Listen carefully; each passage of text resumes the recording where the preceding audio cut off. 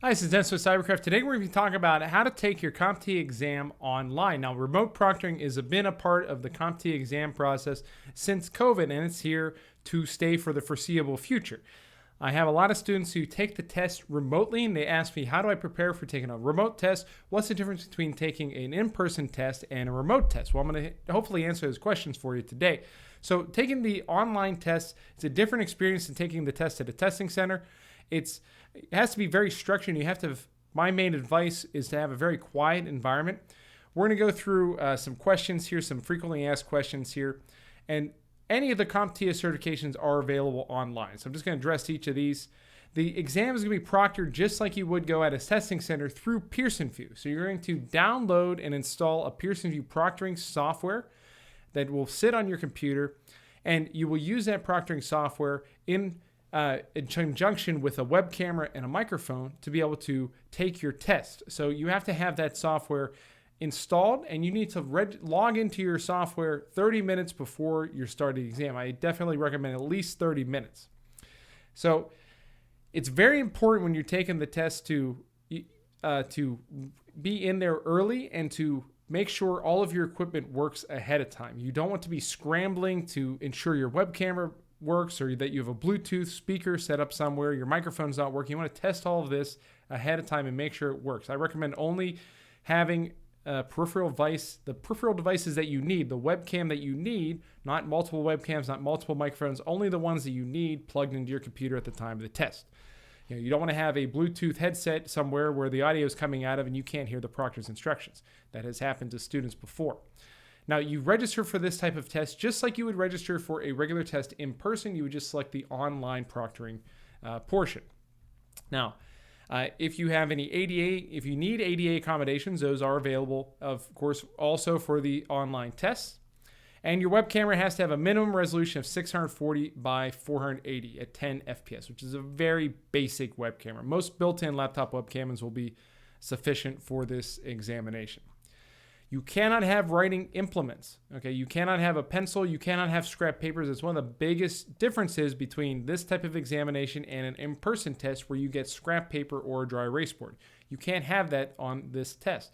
Now, what you can have is a erase or not a dry erase, but a whiteboard that is available through the proctoring software that you can use to scratch down notes or to make notes for the test. You can have that, and that is part of the proctoring software itself.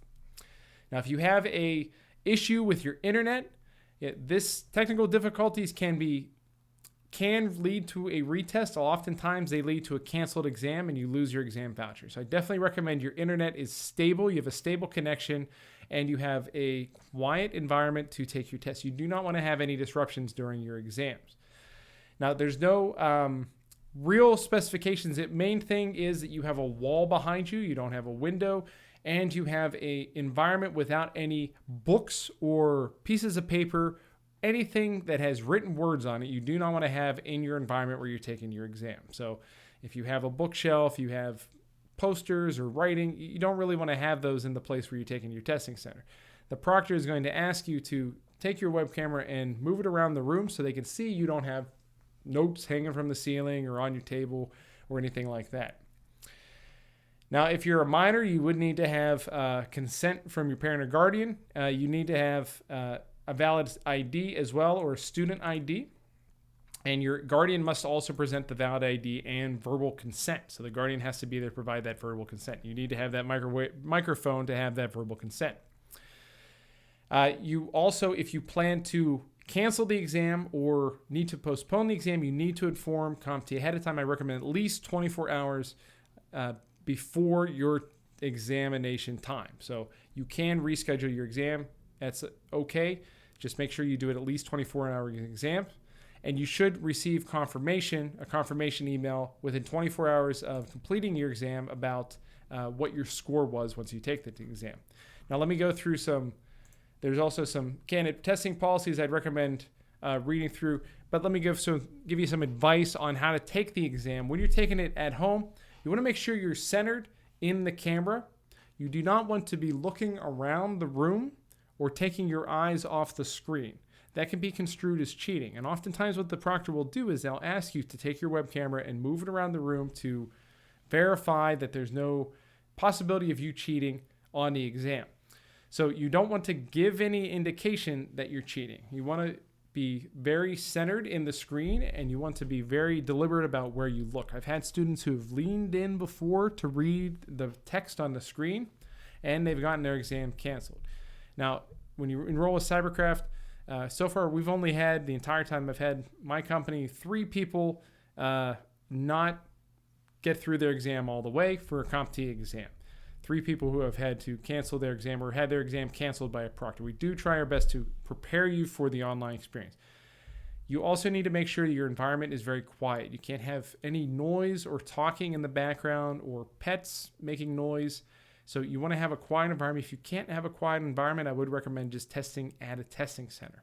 So the environment needs to be quiet. You don't want to have any windows or anything. You don't want to be looking around, giving any indication that you may possibly be cheating. And the proctoring, the exam proctoring software is going to be designed to ensure that you're not cheating off of your computer as well. So you need to be engaged in that exam proctoring software for the entirety of the exam. So, don't think that you're going to be pulling one over on CompTIA and have like a notes card pulled up on your computer or anything like that. And you also, as part of getting a CompTIA examination, you need to agree to the Candidate Code of Ethics. And the Candidate Code of Ethics clearly states that you cannot cheat on any of your exams. So don't think about cheating on your exam. Believe me, the proctors are well trained. Their whole job is to watch people take exams. So they're going to very clearly, if you have notes off to the side, the proctor is going to pick up on that very quickly. It's pretty simple for them to understand when somebody's reading, and you don't want to give them any indication that that's going to happen. Okay, so if you have trouble staying focused on a screen, if you have like ADD or ADHD or something, and you have trouble focusing for long periods of time, you like to, take breaks or visual breaks. Like I like to do that when I'm taking an exam. Just take the exam in person. You're not going to be penalized in the test room in person. If you look up at the ceiling for a while, you turn your chair back and forth, you look around, because there's nothing to look at. The test, you have cameras there and you're not bringing anything to the test center. But if you can't do that, taking the test remotely, then maybe remote testing is not for you. So those are some tips I would recommend to follow as you're going through your remote testing. I hope this is helpful for you. And, if you do have any questions about how to take remote tests, or you have your test coming up, please ask, just leave a comment or ask a question. It's info@cyberkrafttraining.com. Happy to help you. Also, if you register or purchase one of our exam vouchers, which are much cheaper than what you'll find on CompTIA.org, same vouchers, just we give you a discount. We will help you schedule your exam and teach you these processes. And if you're enrolling in any one of our courses, we'll help you register for your exam as well. So if you're looking for that full package, go to cyberkrafttraining.com and take a look at our programs. Happy to help you get certified. That's what I love to see you doing. Certifications are the way to get ahead in cybersecurity. So definitely recommend. And remember, it's okay to not go 100% or not pass 100% on your first try with your exam. So try not to psych yourself out going into the exam. Just go in the best prepared that you can and do your best. Be confident as you're taking your exam the entire time. Don't worry about the proctor. If you're following those tips I just provided you, the proctor is going to be a non-issue. You're not even going to be realizing that you're being observed most of the time. So just go in with confidence and take your exam and you'll be fine. Again, I hope this is helpful for you. Thanks so much for watching the video and have a great day.